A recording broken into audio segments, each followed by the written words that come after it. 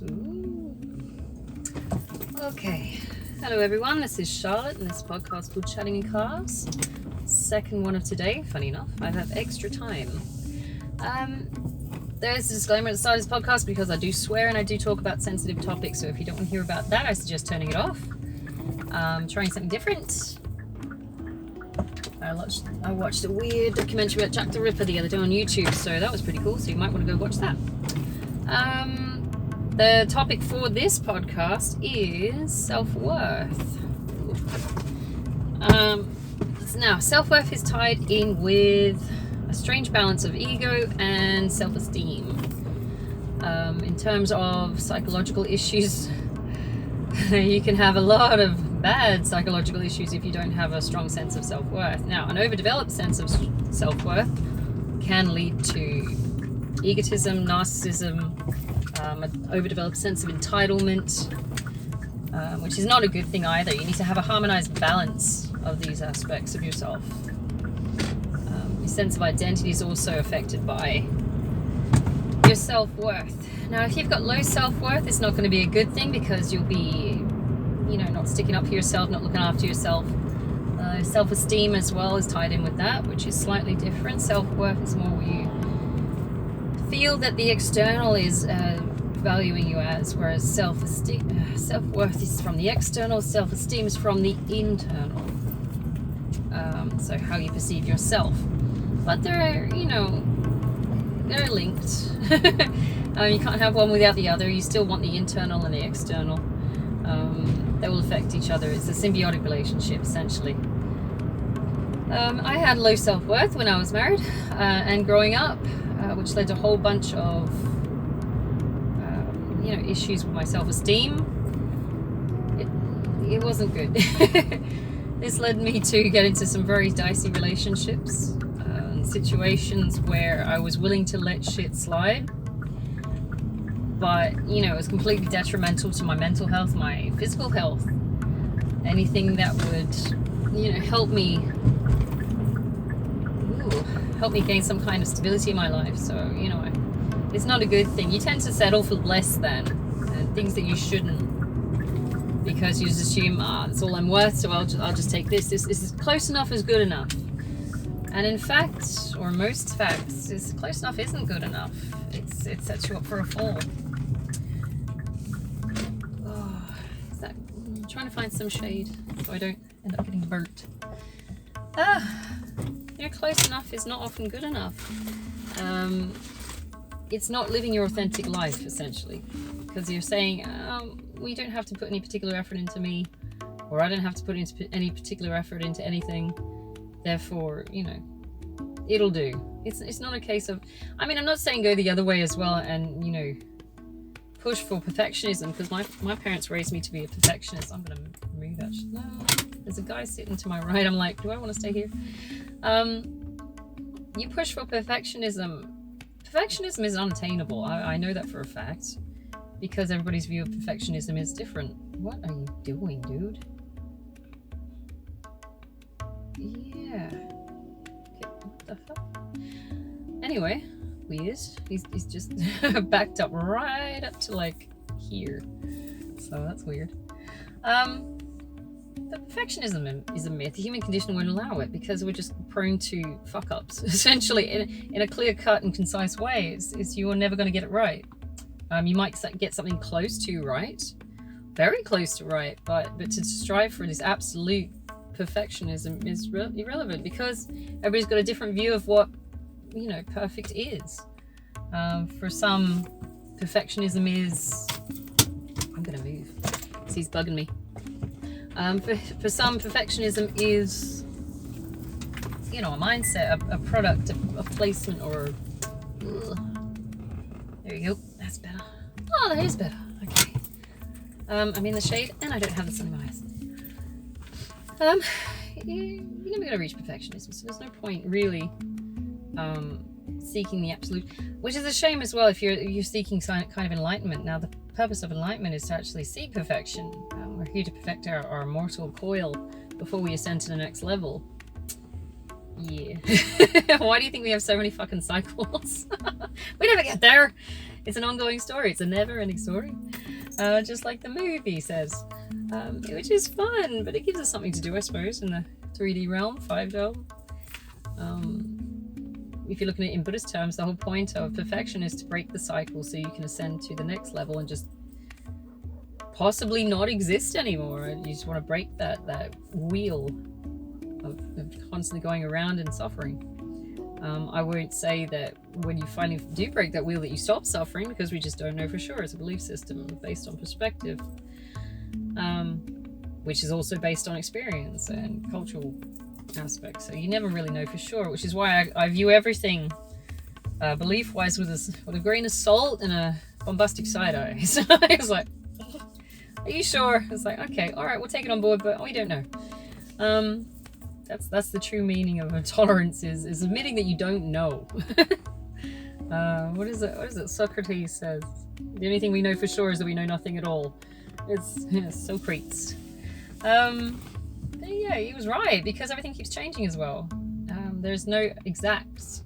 As much as we as humans would love to classify and all creation into exact concepts and things, which is why we've got things like physics and biology, trying to just understand nature. If we can stick it into a box, then maybe we can understand it, and therefore it is, and we know what it is. But you'll never really know what it is. I mean, for example, the human brain at the moment, they've just found some kind of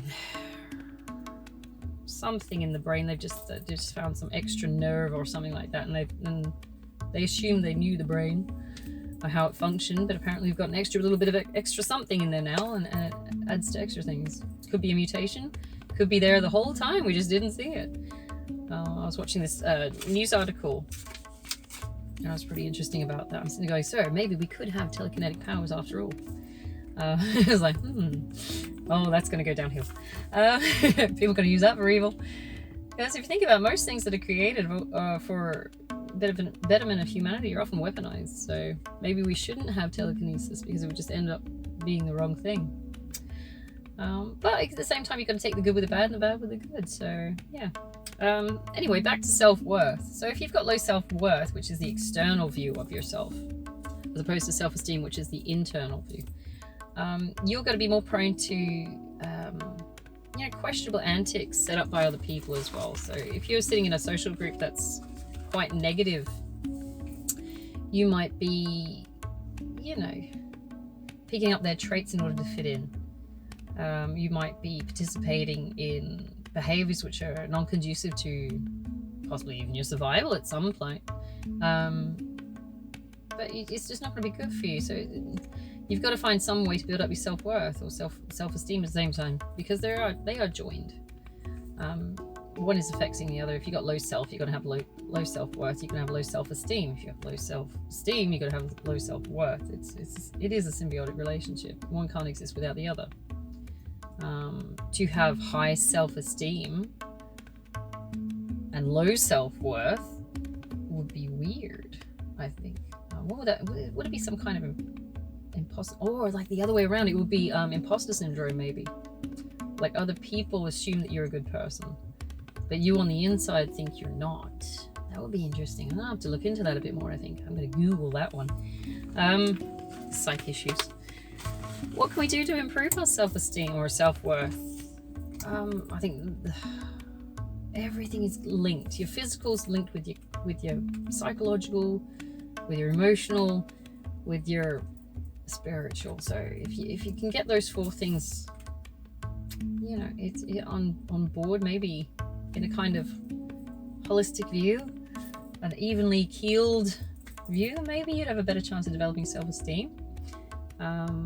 As soon as one of those factors is off course, then usually it's not good, because it will affect the others. If your health, for example, is not great, it'll affect your emails. If your physical health is not great, it will affect your mental health. Your mental health is not great, it will affect everything else, really. Speaking from experience. What is it? Your spiritual health. If your spiritual health is not good, you'll be, participating in activities and behaviors which are really not good, not clean, and that might affect your body and your mind and your emotions. everything's sort of linked into each other. You got to find like a balance of the four, which is hard to do when you want to belong to a group or anything like that. Like, I don't have that need to belong to a group. I don't give a shit if I impress anyone, to be honest. I'm not there for the applause.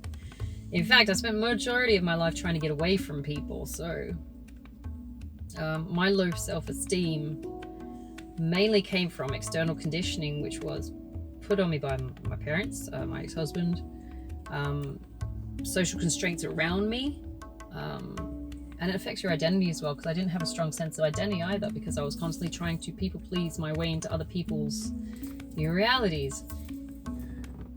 Low self-esteem, you become a chameleon, a shapeshifter, to try and sort of bend yourself into what other people need, which is not healthy in itself, because when it comes to the push to the pull, even though you'll develop skills of adaptation, when it comes push to shove, you'll snap, because you won't be able to have any kind of strong foundation to build your own survival on.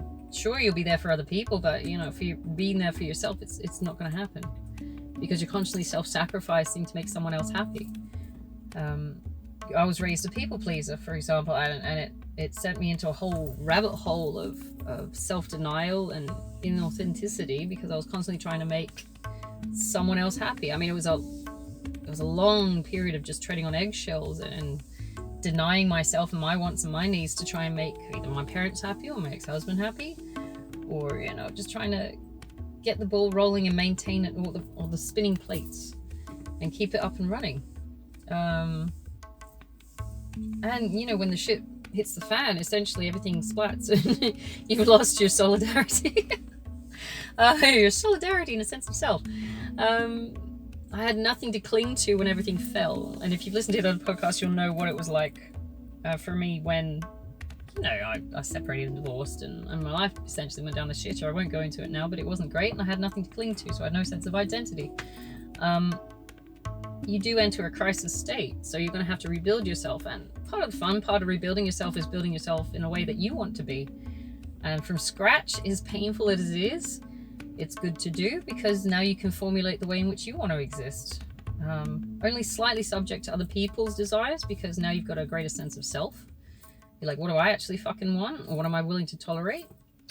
But it was difficult at the time, because I had no real understanding of how to. I wasn't shown the methods of developing my own sense of identity, because I'd been force-fed who I was from a very young age through a conditioned response. You are this person, you're going to go do this is what we believe in, this is everything you are, and don't question it, and don't question my authority or position, because I am A, your parent, B, your ex-husband, and this is how we do it. That develops, there's no emotional psychological muscle development in that, because you're constantly relying on someone else's propping up. You're not going to be able to flex any sense of authenticity, because you've constantly borrowed someone else's persona of who they think you are. It drops you on your ass essentially when they do leave, which is not a healthy thing in itself. I mean, it just feeds on abandonment as well. You're afraid of being left, so you tend to comply with these identities and personas they've created for you to be, because you're afraid of being alone. And if you're alone, you might actually have to fend for yourself and develop a sense of self, for lack of a better word. People are afraid of that. It feels like it should be painful, but you want to see the greater side of things, the nicer side of things about that. It's like you don't have some asshole telling you who you are. You're not under thumb anymore. You're not in someone's pocket.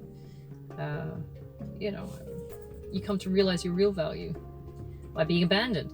It's kind of Confucian. Confucius, you got to go forwards to go backwards. In order to understand self, you have to abandon yourself. You have to abandon your preconceived notion of who someone says you are, in order to reconstruct yourself as to who you actually are. And that's from an internalized perspective. Who do you think you should be? What do you want to actually be? You're going to have to abandon yourself. You're going to have to break down yourself. Part of you is going to have to die and be cut away, just like when nature redoes her trees. And the flowers grow and the grass needs cutting. You're going to have to trim some shit and lose it, and it's just going to have to die off and not come back, because it's irrelevant to the system that you want to create. or the person you want to be.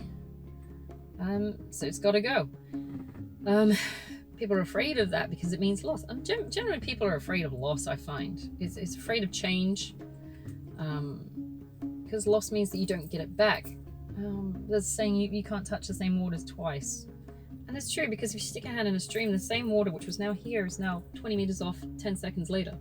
You can't touch that same reality forever. It changes, and sometimes you'll have good experiences. Sometimes you'll touch a gross floating dead fish and you'll go, oh, I don't want to touch those waters again. That's really gross. Why was it so bloated and stinky? I'm not touching that reality again. It's ew. How could you? But you know, sometimes it's lovely and warm. Sometimes it's lovely and warm because you realize someone upstream is pissing on you. But, you know, that's not the waters we want to touch again, so we kind of yank our hand out of there again. Where do these metaphors come from? Why did divine give me these weird ideas? But yeah, self-esteem is tied in with that. You gotta form a sense of self, and it's got to be strong as well, because eventually and inevitably you'll be on your own at some point in your life. As much as you want to build these positive structures around you with your family and your friends, and they're all lovely and it's caring, it's a warm home if you're ever lucky enough to get one of those, eventually things happen, like people die, or they wander off, or they leave you because they lost feelings for you, or something like that.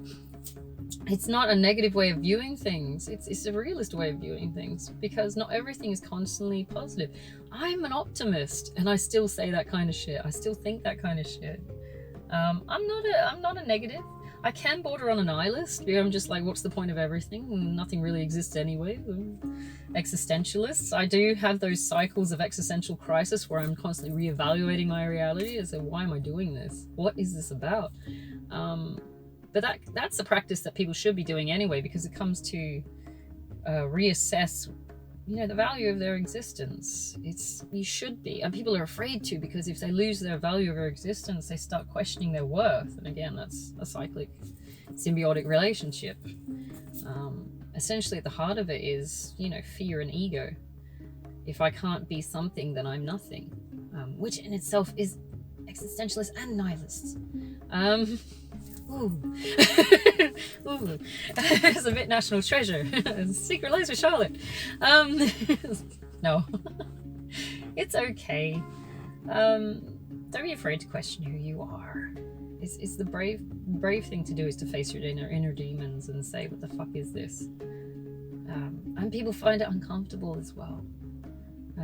I don't want to face the potential that I could be maybe a bad person, or parts of me could be bad, or parts of me could have hurt someone at one point, and that affects their self-worth as well, self-esteem, because, you know, maybe subconsciously they know they've done some fucked up things, or they fucked over someone, and by facing that inner demon, they're going to have to deal with the fact that maybe they weren't the hero they think they are. Even the most narcissistic kind of person, the most arrogant kind of person, thinks they're God's gift to humanity, will look at themselves with fear and say, oh my God, did I do something wrong?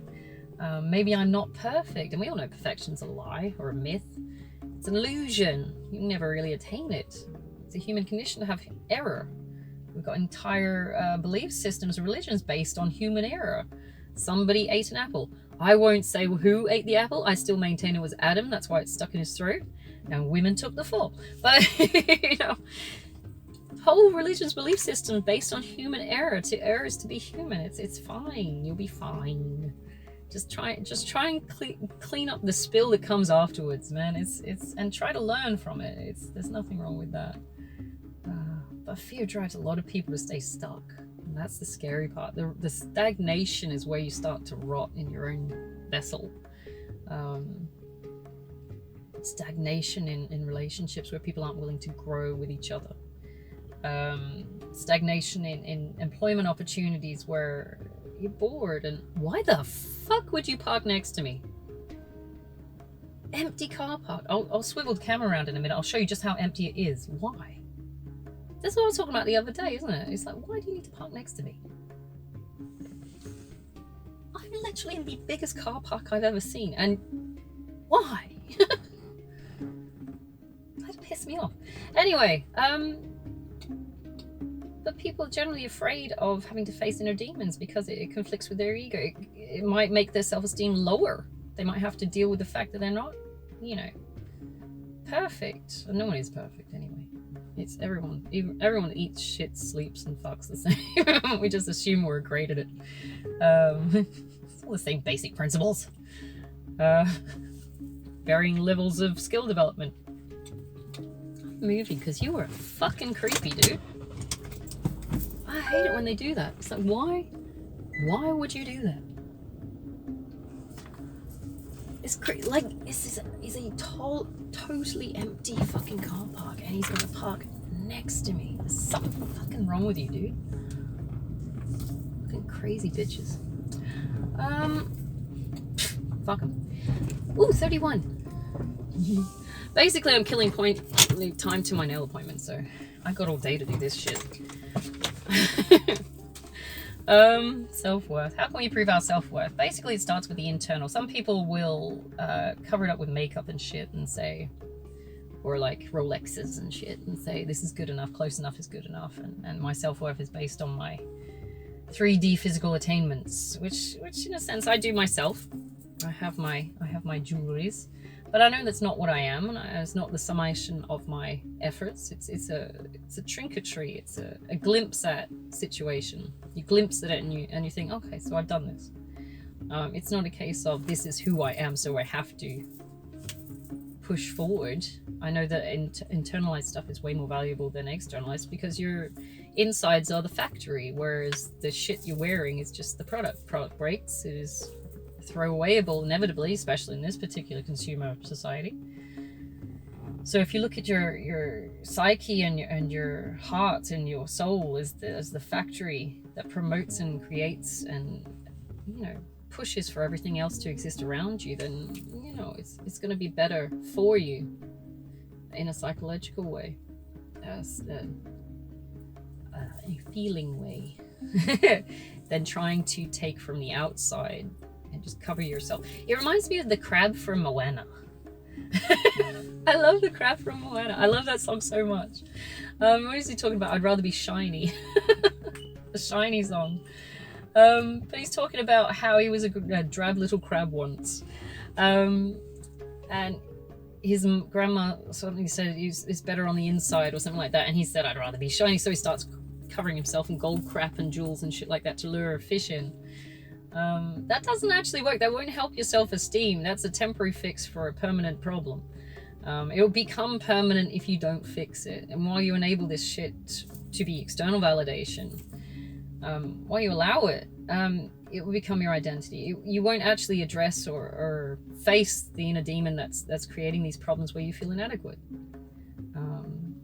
Strange as it is, people seem to think these band-aid solutions in 3D are, oh, magpies. Oh, they're loud. Will fix all their problems. It won't. That's why you get so many miserable rich people. Because self-fulfillment doesn't come from a collection of crap. It might make you feel better in the long term. Some people say money doesn't fix your problems. Money doesn't make you happy. It might for a bit, provided it's used correctly. It's only ever a tool for growth or helping others. It should be. These people who hoard it as a sense of who they are and their value in society is completely wrong. That just lends itself to materialism and greed. You create yourself to be a target. Once your gold is taken away, you smog bastard, smell, the dragon from The Hobbit. Once that gold is taken away, who are you? Because you've developed nothing on the inside. So it's imperative that you develop a sense of self, which is independent of other people's assertions or assumptions about who you are. And that's how you develop your sense of self-value and self-esteem in accordance. Is that the word I'm looking for? Anyway. Association? I don't know. My brain's a bit frazzled. I'm killing time. Yeah, so, and the thing is as well, you're going to be constantly, well, not constantly, but it will feel like you're under attack from other people who tell you otherwise as well. So you've got to defend your position. You've got to be such a solid person, your own convictions about who you are and what you actually want to believe. And these should be ethically sourced as well, these beliefs, not just because someone said, hey, this sounds like a good idea, let's just go with this. It's like, no, find out for yourself what you actually believe. Don't believe the illusion of the people around you. You know, it's like negotiating with the devil. It's like, no, you need to find it yourself. and what your own sense of reality should be, or what it should feel like. It would be absurd to try and assume someone else's identity as your own and their own belief sets as your own, because they've not traveled your path. They don't know where you're going. They don't know what your north node is. Chances are you haven't even got the same north node. And if you look at the astrological birth charts, if you're into that esoteric side of things, for example, I'll give you an example. My ex-husband and I have the same north node, the same purpose in life. Our purpose is Taurus. We're supposed to be looking for stability in life. We're meant to be slow, steady, common sense building. We are workers, both of us in this lifetime. That is our purpose in this lifetime, to be workers, to build empires, stable. Okay? No bullshit. But our life choices are very much different. When I left him, and he might have changed since, so I can't honestly crap on about that, but when I left him, his life choices were based on, I want to accumulate wealth in order to fit in with a particular social group. I like the way they live and I want to live like that. Now that's just leading towards materialism. Whereas my accumulation and wealth was more towards stability. I don't give a fuck about them. I want to make sure I got a roof over my head. He's like, I want to be like them. So we took same north node, but different ways of looking at it. And in that way, he was an emperor in reverse, and I'm an empress. The reverse is that he's doing the opposite, the negative traits of the same mindset, but for wrong reasons, or perceived to be wrong reasons. Without cultural, social norms at the time, you shouldn't be materialistic. So I'm like, okay. I can see the downside of it and the evils of it, but you know. But his mindset, the route he's traveling is fallible, because he wants to fit in with the Joneses, but not actually do the work to get it. Which is why he put so much weight on me and pushing me to get us the money, without actually wanting to put the effort in himself to actually build it up himself. He liked the lifestyle. He didn't want to do the work. He's the emperor in reverse, which is, I want the expanded access to all these resources. I want the emotional stability and all this kind of thing, but I don't want to actually work to get it. I want the empire, but I don't want to actually get it. I want to acquire it somehow through manipulation. Whereas the empress, which is the female version of the emperor, if you're talking in tarot terms, so I know I go waffle on these things. The empress will build her own empire. She's the ultimate mother figure. She's feeding everyone, clothing everyone. She wants to get the job done. She's looking for stability. All 4 of her queens are in check, and that's how she moves forward. When I'm talking about the queens, I'm talking about like the Queen of Wands, which is manifesting, getting shit, the ideas. Manifesting, Queen of Wands is manifesting. Queen of Cups is the feelings. You have to have your feelings in check in order to progress forward, because if you outburst with rage or anything like that, it's going to topple the whole empire. The Pentacles is getting your money in order to make sure that you know what you're doing with it. It's not just some wasted opportunity, or you're just pissing your money down the drain on a false economy. What did I do? Wands, Swords. Swords is actually taking actions on the manifestations you started with the Queen of Wands. So you've got to have all 4 of those queens, and it's the same with the Emperor. It's just all male. Slightly different tweaking for some reason. So you can be both an Empress or an Emperor, regardless of sex or gender. But it's getting all those 4 together in order to progress in a ethical way that is stable. And the Empress is actually Queen of Pentacles is the Earth signs Taurus North Node kind of mindset. And considering I'm a Taurus, I already had the predisposition to be working towards that way. He was a Sagittarius, so he's already in a manifestation way of things. So he was a fire sign King of Wands. If he wanted to be, he could have had the greatest ideas. What he did with it, I don't know, because I left him at that spot and I said, this isn't what I want. I want to go this way. And I steered my ship that way. And that was my self-esteem and self-worth being updated, because I looked at what he was doing and I'm saying, this isn't good for me. This doesn't lead anywhere that's wholesome. I don't like the structure of this, and I don't like existing to try and impress others. This doesn't float with me. I like the actual tangible evidence of progress rather than the idea of it in this kind of King of Wands. I like to look good but not actually do good kind of way. It felt like a false flame to me. Yeah. Anyway, same North Node, same life purpose. Now, there's each of the signs of the zodiac, if you want to go this way, have their own version of the North Node. So if you're like a King of Wands, for example, my ex-boyfriend is a Leo North Node. Not that he believes it, because he's not into it at all. I'm going, well, you're Leo North Node. So your purpose in this life is to lead, funny enough, to stand up against other people, say, I know what I'm doing, I'm taking a strong stance and I'm going that way. To cut through the bullshit and just go. That is your job. Lead, and to help others along the way and take them with you. Which is why he got so intimidated by the yoga guy that was in the group, because he actually is a Leo. Whereas my ex-boyfriend's purpose is to lead. He was intimidated by the actual guy who was fucking leading, which is why they hate each other now, and why my ex-boyfriend shits on his belief systems and stuff like that behind his back. I'm sitting there going, dude, you should be learning from this guy. He's trying to help you. Divine's intervening just to help you with your self-development by presenting this person as an example to not copy, but definitely get tips from. Yeah, it's crazy. And it's the ingratitude that comes with it. These people that see opportunities to learn and to grow by talking and interacting with other people, they see them as a threat and they become competition. Like I was seen as competition with the younger girls, because I'm sitting there, I don't know why. I find it absurd, because I got like 20 years on them. I'm sitting there going, I'm here now because I'm older and I've got experience. I've had more time to develop. It's not because, we're meeting at the same point and, I'm just better than you because fuck you. I've literally put the work and the time and effort in to get to where I am. So why do you find me... It blows the mind. It blows the mind. But it shows how emotionally immature they are, because I'm a threat. I'm sitting there thinking, you are so young. This is ridiculous. It's absurd. You would be the same place in like 20, 15, 16, 20 years from now if you just put your ass in a gear and did it. Maybe even sooner if you're that pissed off enough. And most of my progress in the last couple of years has been fueled by being just generally pissed off. That's a trait I inherited from my mum. Is like, I'm a transmuter in that you piss me off, I'm just going to convert it to something productive. It's like, yeah, keep pissing me off because I love that shit. I eat that shit up.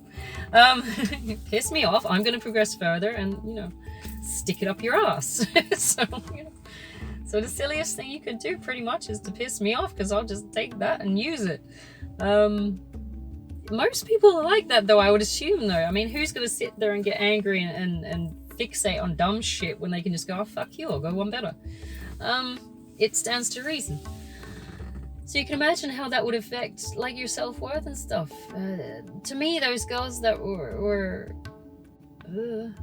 I'm like, even to me that sits there and I sit there and think, but why? Why would you? Yeah, it's stupid. Again, they saw the end product and said, I deserve that. I've got that sense of entitlement. I should have that. That's mine. Without actually putting the effort and work in. So in that way, even though they were only sitting at maybe, looking at them tarot-wise, night levels, KNIGHT. There was any fire signs in that group I would have said was a Knight of Wands at that point, because they're still immaturely piss-farting around trying to make it look like they're doing something, but not actually. Like the Knights in a tarot deck are like the teenagers of the group. They've got the idea of something, but they're not quite knowing what they're doing. After the Knight comes the Queen, which is starting to really set down foundations in whatever they're doing. And then you got the King, which is the absolute, and then the Emperor, which is worth 4 kings, which is the ultimate, before you head into like the other sides of the major arcana. But these guys are sitting at Knight level. And I've already got 4 queens in my deck, and I'm sitting at Empress level. I'm going, I'm not going to shit on you from here. It's not in me to shit on people who are still developing in any case. It's just not my gig.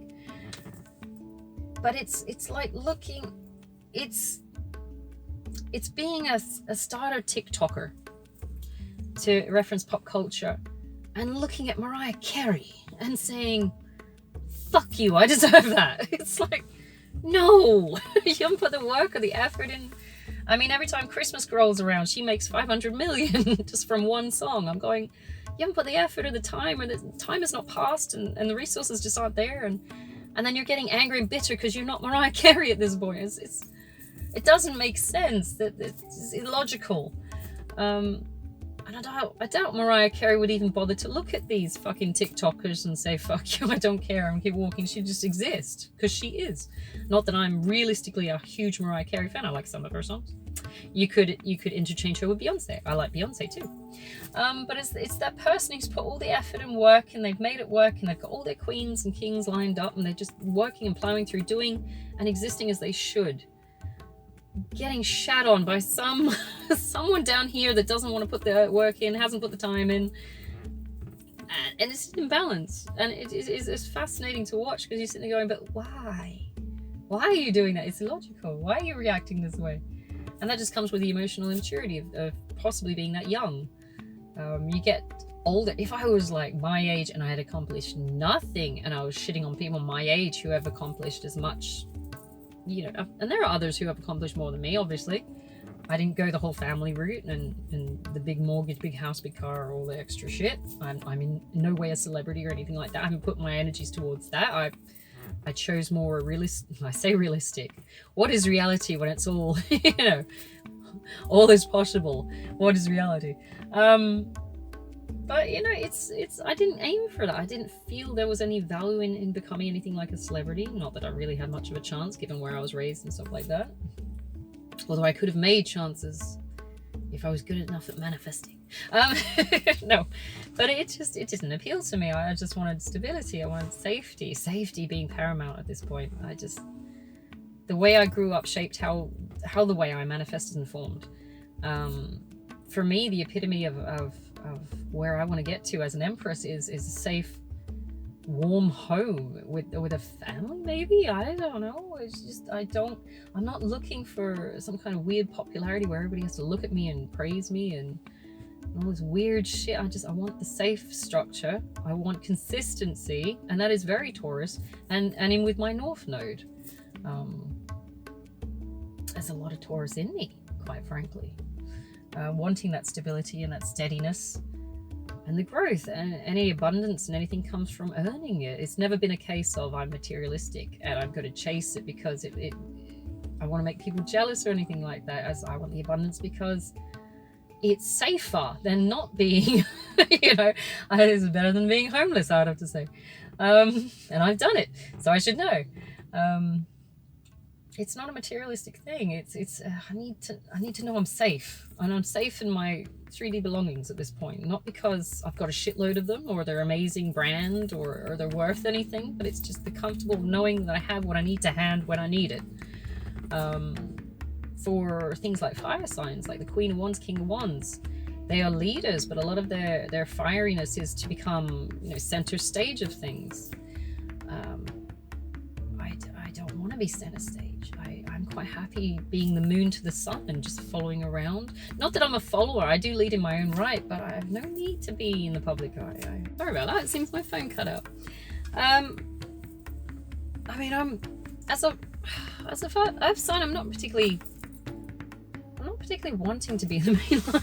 It's like there's a lot of things, like for example, water signs are meant to be emotionally inclined for the better or worse.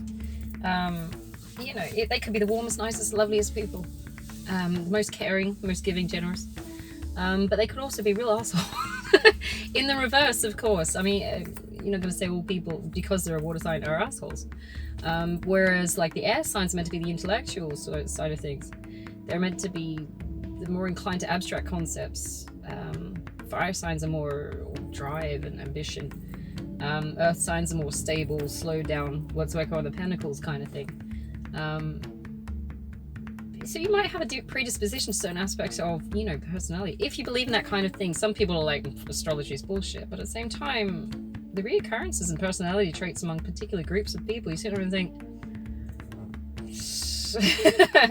I'm not saying, you know, there's a cause and effect link or a sense of causality, but at the same time, it's like there's a hint of suggestion of it. So it's like, it's possible, all things are possible. Yeah, but you know, working on your self-worth and self-esteem is an internal thing as well. It's based on your belief system, so you're going to have to go with what you feel, essentially. Authenticity is tied into that as well. You're never going to be your authentic self if you're sitting there chasing other people's ideas of what your self-worth is. So if you've got someone sitting there telling you every day that you're a horrible human being and that you have no value in this community or this society on this planet, your self-esteem is going to be low. It won't be the real deal. It won't be your adequate or authentic reflection of what you are. It might be the absorption of other people's assumptions about you, which are usually wrong. But that could, sort of come to fruition in low self-esteem and doing things that you wouldn't normally do that are not good for you, or staying with that person because they've given you a sense of identity, even if it's a horrible sense of identity, because you're known as the horrible piece of shit, even though it could be wrong. So you got to really start assessing whether things like the people you're hanging around. That was nearly an accident. The people you're hanging around are worth potentially taking hits to your self-esteem, self-worth, because it does in event create a sense of identity for you. It could be a healthy one where you feel better about yourself, or it could be an unhealthy one where you stay with that person because it's familiar. They might treat you like shit, but at least it's familiar. And you get, you've got that sense of identity. I must be this person. It's like that analogy I used the other day for that kid who was getting picked on by the Chihuahua teacher. This big wall of a kid, and he's big buff kid. Could be an amazing rugby player, but because this Chihuahua teacher had created this identity where he was the constant target of being picked on by the teacher, because he was perceived to be the main threat of the group of smaller kids, because he was the biggest, and he might go on to assume that that's all he's worth, and he has to perform these acts of I say bullying, or he's not bullying his own people, I've noticed, but he might go on to assume that's all he's worth and all he's capable of, because that's what someone has put on him. So that's not going to be healthy for him in the long term. It might spiral into criminality or immoral acts, which are detrimental to his health and psyche. So you just got to assume what soil you'll plant yourself in to make sure that you are healthy on those 4 levels of emotional, psychological, physical, spiritual. Just you got to find a way to harmonize those and make them more constructive, and that's when you go through like your dark night of the soul. There's no reference to Batman, which at first I thought, Batman, Martha. No, actually it's a spiritual thing. It's not just a DC Comics thing. So damn, I want to be Batman. I do want to be Batman, but for different reasons. Anyway, but it's you got to take it on board. Everything around you is going to reflect how you take up your own understanding of self. So if someone's being a dick around you, I suggest you leave. I'm gonna have to sum up soon, actually, because I've got a nail appointment in about 2 minutes. Oh, first world problems, huh? So what can we do to help ourselves feel better about ourselves? Find intrinsic value first before you look for the extrinsic. You want to find self-worth first. Find what you like, what's good for you. Aim towards you could aim towards the more cliche elements of being healthy, for example. That's a pretty good, very basic primary tract to take that train on. Eating healthy, being morally clean, positive thinking, things like that. I mean, some people see it as more a shallow, hollow attempt at just, band-aiding solutions, but at the same time, it's a good starting point. You're going to have to customize that to suit your own needs, of course, because everybody's different. Everybody's got their own desires, their own life path, their own north node. It's going to need to be a customized job, but at the same time, it's a good place to start. Try and eliminate negative aspects of your life, which are hindering your self-growth or spiritual growth, which are poisoning your mindset, even if that means cutting off people. Or leaving social groups that are fucking up your existence because you want to say you belong to these people, but realistically, if you stay, it's going to affect your self-worth adversely. Just to say you belong, but you're doing the horrible things, it doesn't pay off. There's no risk to reward ratio there. It's just all risk and no reward. The build-up of negativity is just going to be bad. And it's going to snowball into you fucking your life up, essentially, which is how these little bully kids I get in school, my at-risk kids, turn into criminals, career criminals in the long term, because they've just let it snowball this long. They might have associated with the wrong person, or the wrong people, or taken on the wrong traits to say they belong to a group, and it's just snowballed. So now they're, facing God knows how many years penned up in a shithole they don't want to be in. with a bunch of guys that are people they don't want to be with in the end, even though this was their crew at one point. So you got to take that into account. Look at your surroundings and see what's affecting you adversely. I'm gonna have to leave it there because I really do need to go to an appointment. I hope you have a fantastic Tuesday. It's the second one. It's a bit cut up and changey. I'm gonna do another one possibly on the way home. I don't know. I'm feeling frisky today. So have a good one. If you're not sure, go and explore for yourself. That's all you really can do. Is everything that we understand should not be taken from, you know, face value from someone else telling you this is how it is. You need to go and look for yourself. It's the same as any kind of scientific study you might do. You won't just sit there and go, well, that, you know, that paper says this, I'm just going to accept it as it is and just leave it. You need to actually go out. Yeah, don't you dare, mate.